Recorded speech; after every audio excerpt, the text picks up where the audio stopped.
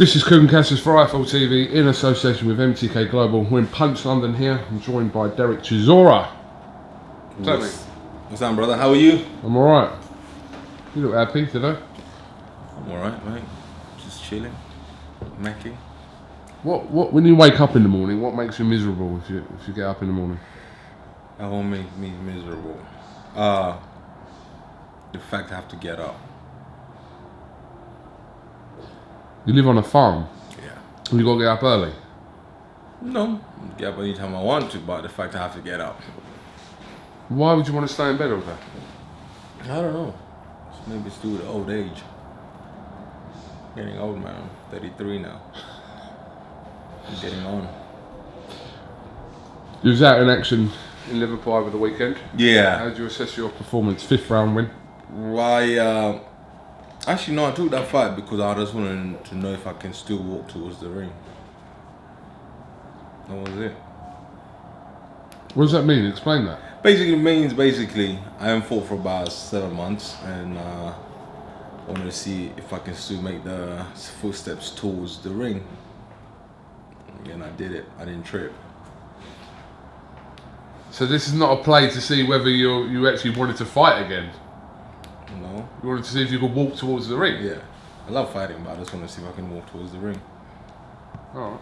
Yeah, because we might end up tripping on the stairs. You know, getting through the ropes. It was a bit difficult to get through the ropes because I don't ever, you know, most guys climb over the top, the first rope. I go through any rope I see, and I had to squeeze through there. But it was good. Is that what we call a tick over fight for you? Just a fight's a fight, man. A tick over fight, competitive fight. The fight is a fight, so I didn't really mind. You've done the rounds of the whole promotional. Yeah. What's the word? You can call me a slut, a boxing slut, a boxing bitch. You've been around everywhere. You've been around all the promoters. Yeah. And they're all dicks. All promoters out there are all dicks. They're all blood-sucking bastards. Tell me one promoter you know. I'm not gonna get involved. No, okay. I'm not gonna get involved. Put in it this this way. Tell me one promoter you know who's old right now. Who's old? Who's old? Yeah. They all look the same since they started the game. Frank looks like he's 29 years old.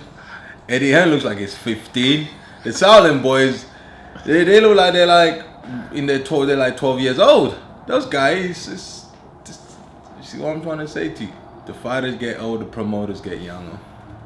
How many promoters have you had? 3? 3, yeah. 3, yeah. I'll make it 5, maybe. But it's about what's right for you at what time of your career. Mate, listen, it's what's right, what you want to do. Do I believe, you know what, jokes aside, promoters are good. Yeah, because you have to look at it. First, they invest money in you. You know, when you're nobody, you're coming up.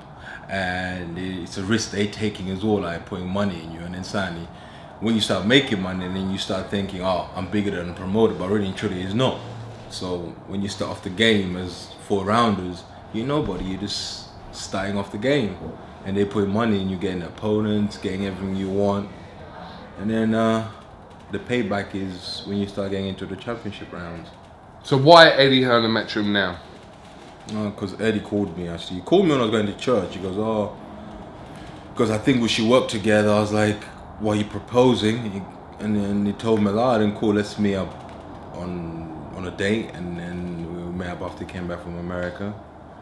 And then we spoke. I agreed, and then I put some little bit things in there, and then we started working together. Is this the final phase of your career now we're in?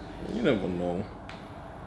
You know, you get to age 55, and you say you don't want no more kids, and then suddenly your mistress or your wife tells you I'm pregnant. You never know.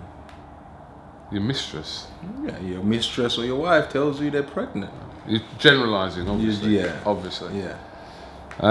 So obviously the plan for you was to fight in Liverpool, so you got that job done. Yeah. Onto the European title fight in Monaco on November the 4th. Yeah. Is it about the title as such, or is it about just propelling you into another big fight It's or not bigger about- fight it's- for next You know what? year? It's not about the title. It's just getting the fight done. You know, I haven't fought for a while, man. So I just want to fight. You know, been pushing for a rematch, but that's not looking gonna happen anytime soon. And this one came up. I was like, you know what? This was meant to be for Dillian, but I think Dillian was so scared to fight his boy, so I took it.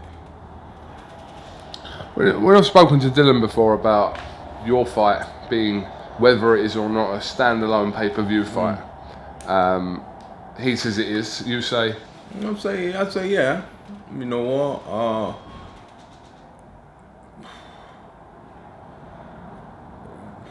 There's been some pay-per-views out there which are not meant to be pay-per-views.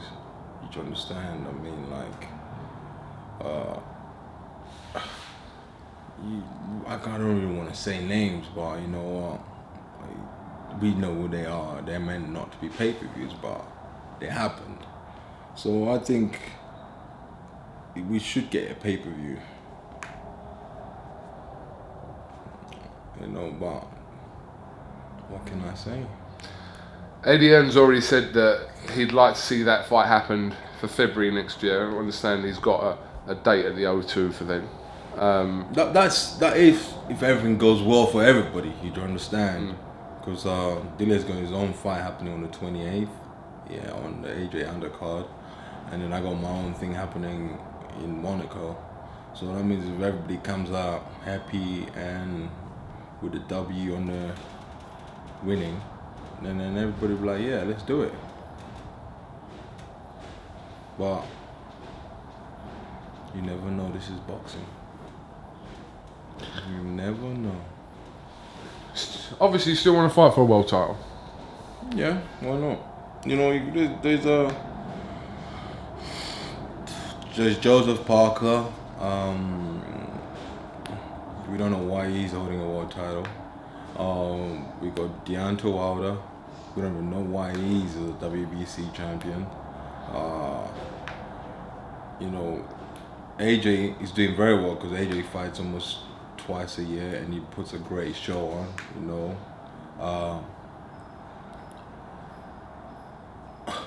the other two guys I just spoke about. It's to do with luck, to be honest with you. If your luck is right, you get it done. If your luck is shit, you're gonna win the lottery. Did you watch Parker and Fury the other day? Yeah, I saw. Where's the embarrassment into that?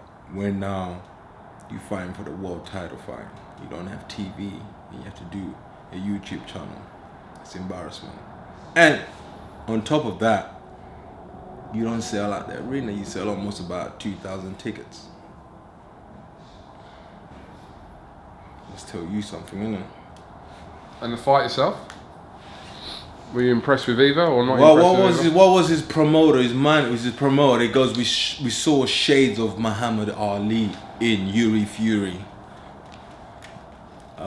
What do I say to that? I saw shades of bullshit of Yuri Fury. Oh, Jesus Christ, shade of Muhammad Ali. Is he fucking stupid? And then he's got the nerve to say, we're gonna get our lawyers to get to the WBO and all this and this and this. Mate, that's called being black. Because I've been robbed a couple of times. You didn't hear me say I'm gonna go get my lawyers. Then I just got up, brushed off my shoulders and carried on. You know, why is he gonna? I don't understand why Yuri was fighting for that WBO, because really and truly he hasn't done anything in boxing for him to fight for that. And then if I was the president of WBO, I'll walk in the place and see 2,000 people, and then I say, where's the TV? There's no TV. I'll just had a quick meeting and say, listen, I do not care if Yuri Fury knocks Joseph Parker out and Joseph Parker wakes up in the ambulance. Joseph Parker is still the winner. Because giving this guy the title, we are losing money. No. You don't sell. Sorry. I like the guy, but he don't sell. He hasn't got charisma. His dad does all his talking for him. In the conversations you've had with Eddie Hearns in the short time that obviously you've been with Matchroom, is obviously you've got this European title, but is the plan next year, does it involve, I'm assuming if it can be done, the Dillian Whyte fight, but does it involve challenging for a world title? Have you spoken about that with Eddie? Yeah. Involves me fighting in America a couple of times. Involves me. Boxing is like a jigsaw. So one fight might be happening and the fight might not happen. So it just involves me just keeping fit, training hard, and just loving life, and just make the fights I want to do right now. You know, that's what I want to do. You know, you got Pulev with AJ, and then you got the Browns bomber. Who's he fighting now? Possibly Stavone. Okay, he's fighting Stavone. And then I don't know who Dillian fighting on that date. You know, it's just the game is just sizzling up right now for everybody. It's buzzing. Luis Ortiz obviously failed a drugs test recently, Yeah. which obviously put that fight in serious doubt with Wilder. I don't know the current situation with it. Listen, if he failed a drug test, you shouldn't fight for the world title. There's no point. Because if he fights for the world title, that means Perverkin was supposed to fight for the world title. That means I can go juice up as well and fight for the world title. If he fights for the WBC, I will not have respect for the WBC title, because really and truly is the whole name of our sport is don't take drugs and don't cheat, and that's it. Why is he gonna fight? Who is he to fight for the world title? Because Deontay Wilder wants him to fight for it. It's fine as long as he's on drugs. So what happens when Deontay Wilder gets knocked out? What is he gonna say then? Oh, you know, he's on drugs anyway. He shouldn't win the title. It's no way. Boxing is bigger than both of them two. He shouldn't fight. If you take drugs, you shouldn't fight, or you shouldn't do anything in sports. So you believe that if someone gets caught using PEDs, it's a one-strike policy? Do they deserve a second chance? Obviously, it's not the first time that Luis Ortiz has been. If he's caught using drugs, he yeah. can be banned for 6 months or a year. That's it. We can't ban a guy for life, but he can be banned for 6 months or a year and pay a hectic fine. If it happens again, though, with the same fighter, in your opinion? Listen, let's be honest here. If you get caught speeding, they should take your license forever? No, they shouldn't. But if you kill, yeah, she could lock you up for life. But he's just taking some drugs. You know, herbal tea, as they all say. I want some herbal tea. I drank some dodgy water. I ate a bad steak. You know, things like that. But you shouldn't be banned for life. You should be hectic fined, a year out of the game, and that's it. I don't believe of people getting banned for life from sports or athletic or anything like that. That's my point of view. When I spoke to Frank Warren yesterday, he used the Tyson Fury example, where Tyson has been out of the ring for nearly 2 years, and in that time there would have been several boxers that would have been caught for using performance-enhanced drugs, already had their ban, and back before Tyson's hearings even taken place. Put it this way, man. What they did to that boy is not fair. If we're gonna be honest, it's not fair.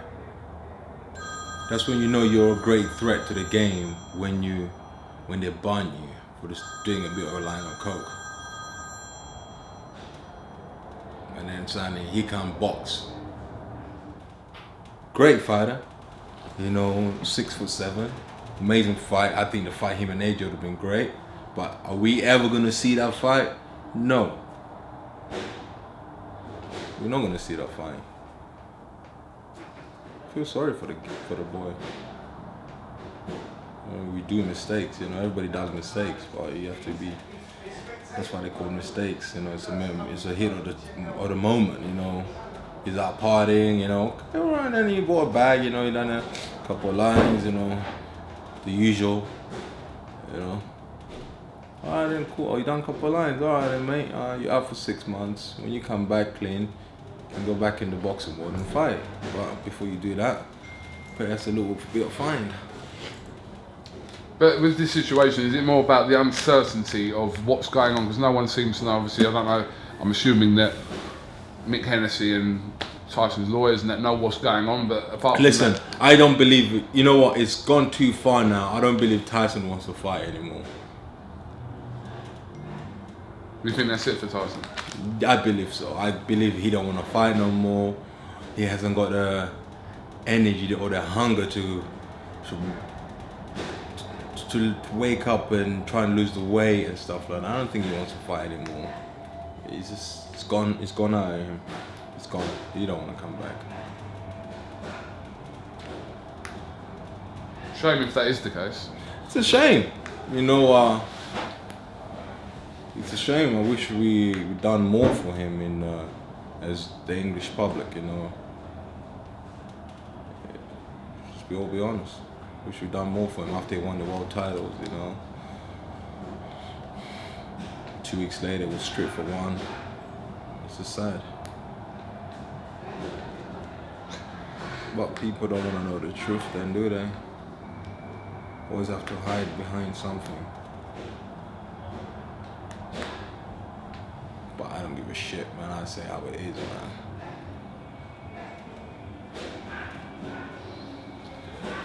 Let me ask your opinion on a couple of other fights. Bellew-Haye, the rematch was announced the other day.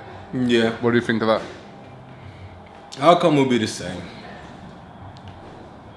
There's nothing changed. Might have a new trainer. The body's still the same. Do you believe that Hayes' body will give him that fight again? I believe he's gonna train hard. He's gonna come out in the first 4 rounds of the fight. We're gonna see a completely different David-Haye. Everyone will be like, wow. And then don't go his way, and then his mind shuts down. And then he goes back to the old David-Haye. Right, my money's on Tony all day long. There's no change about it. You know, I like David, but the only way David could win this fight, is if he goes back to Adam Booth. That's the only way. Why? Because Adam Booth knows the game very well, more than anybody. And plus, the guy he's training can't even speak English. How are they gonna communicate in the corner?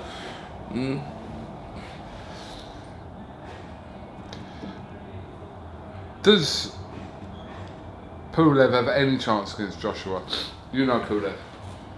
Listen, I said it before. Pulev hasn't got a punch which can worry Joshua. He hasn't got the power. So if a fighter don't have power, you know,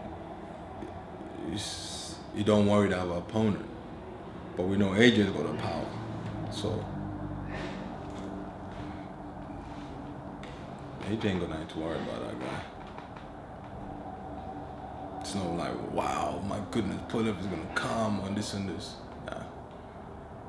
He ain't got nothing to worry about him.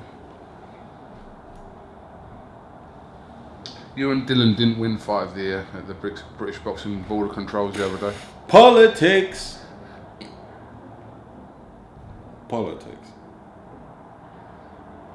Joshua Klitschko won it. Yeah.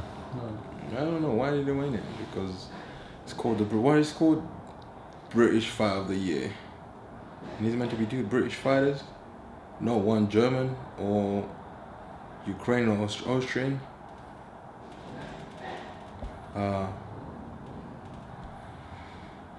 I believe that Klitschko and Joshua won the best event of the year because they put a great show on, off like the whole setup at Wembley, you know. But me and Dylan, I believe we won the best fight of the year. But it's politics. What can I say, man? When's the last time you saw Dillian? Actually, in person? I haven't seen Dillian since last year. I keep telling him to come around to the farm and stroke my cow's balls because he's waiting for him. He don't want to. Winston is waiting for him right at the farm there. He's just like, keep asking me every day when he's out. Donkey gonna come around and stroke his nut sacks. Nah, you don't want to. Your donkeys? No, Dillian is a donkey, so he needs to come around and hang out with Winston. What kind of animal is Winston? He's a bull. A bull? Yeah, a longhorn bull. Yeah, it's gorgeous. It's amazing. It's a beast. So basically, an open invitation for Dillian to come. It's open invitation for Dillian to come round and see Winston. If he wants to, but he don't want to. Let me see if I can see Winston here and show you the views. Alright, where's Winston? I saw him this morning actually.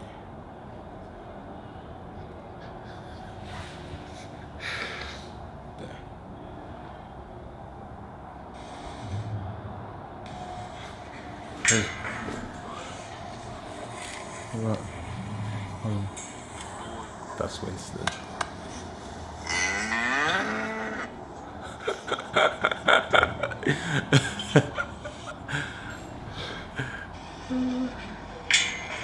Yeah, so Dillian Winston is waiting for you, man. I don't know how he's gonna pronounce Winston because he can't pronounce any words that full. Okay. So, what's happening with you? Not What are you doing for Christmas? I haven't thought that far ahead. I don't know what I'm doing. But all jokes aside, yeah, I should say this year has been the best year of boxing since in the last 10 years. Because we had some great fights this year. Do you admit to it, isn't it? We have had some great fights. We had some great fights, you Yeah. know. Floyd, AJ, Klitschko, Canelo, Triple G. you know what I'm saying, Kell Brook. Oh, we had some great fights, man. It's been a great year for boxing. We came on top. We've entertained. I think next year will be better. Yeah? Yeah. I think Floyd will come out of retirement. I don't. Yeah, he would. How much you want to bet? I'll bet you this. Floyd will come out of retirement. I'm telling you right now. It's all about money. Put it this way, if he's fighting Triple G for 400 million, you think he's going to say no? Well, probably not, but Exactly. see who's relevant at the time next year. Yeah. Even Frank Bruno's coming out of retirement. Yeah? And Ricky Hatton. And Dillian Whyte's coming out of retirement.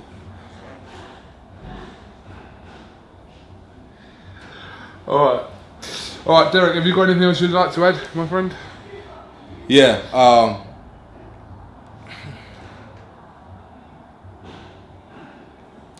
peace and love. The world is changing, brother. The world is changing. I forgot one more thing. In case if I don't see you, good morning, good afternoon, and good night. You're such a weirdo. You're such a weirdo. KUGAN, CASSIUS, Dereck Chisora, IFL TV, thank you very much.